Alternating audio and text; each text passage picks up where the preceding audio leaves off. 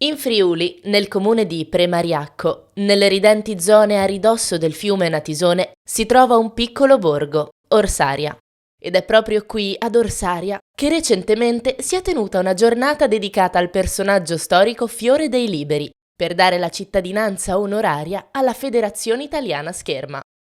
Grazie al maestro d'armi Massimo Malipiero e la docente universitaria professoressa Miriam Davide è stato ripercorso il contesto friulano in cui il maestro Fiore dei Liberi operava e la storia della sua famiglia originaria di Premariacco, borgo che allora, nel 1384, faceva parte della Gastaldia di Cividale del Friuli, patriarcato di Aquileia compreso nel Sacro Romano Impero Germanico. Fiore dei Liberi è stato considerato il primo maestro della scuola italiana di Scherma, anche se in vari atti pubblici sono citati altri maestri, di cui però non è pervenuto alcun manoscritto. La sua fama come maestro d'arme lo portò in diverse corti nobiliari, tra Mantova, Padova, Pavia e Ferrara. Nel 1409 Fiore dei Liberi compose il trattato di Scherma Flos Duellatorum, nel quale egli insegna l'arte della lotta a mani nude, la lotta con la daga, la scherma con la spada a due mani, con il bastone, con l'ascia, e la lancia a piedi e a cavallo. Ancora oggi il trattato di Fior di Battaglia è diffuso e studiato da numerose scuole di scherma antica in tutto il mondo. Il maestro d'arme Massimo Malipiero della Scherma Antica Compagnia de Malipiero durante il convegno ha dato una sua interpretazione al Fior di Battaglia Flos Duellatorum, spiegando le tecniche e le posizioni di scherma attraverso le prove pratiche dalle slide proiettate.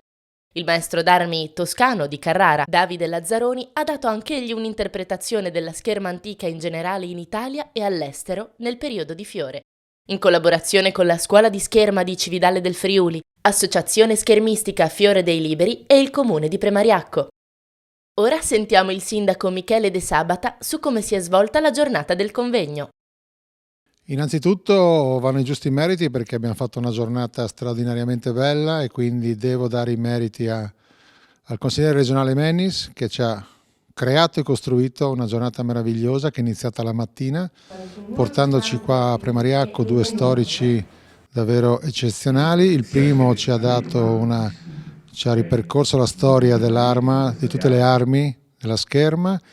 fino al 1300 e poi il secondo storico ci ha raccontato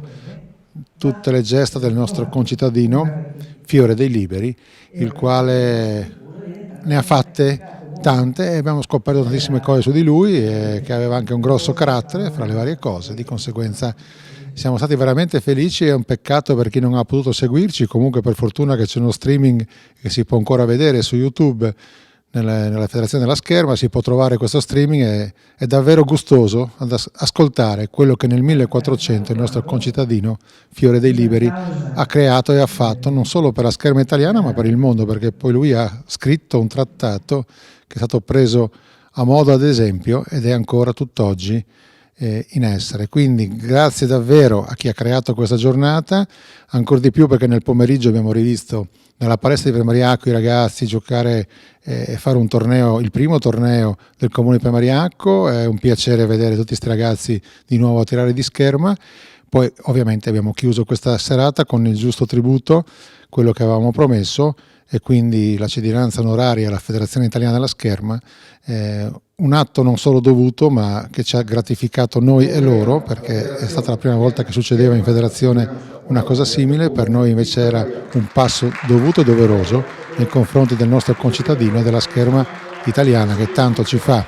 piangere spesso ogni 4 anni con le emozioni che creano i grandi campioni, che anche qua ieri sera c'erano. Abbiamo avuto la fortuna di averne addirittura 3 in presenza e 1 al telefono, campioni olimpionici, che ringraziamo della loro testimonianza e cosa dire, alla prossima, nel senso che il prossimo anno cercheremo di ripeterci con questo torneo e, come ho detto, speriamo anche di portare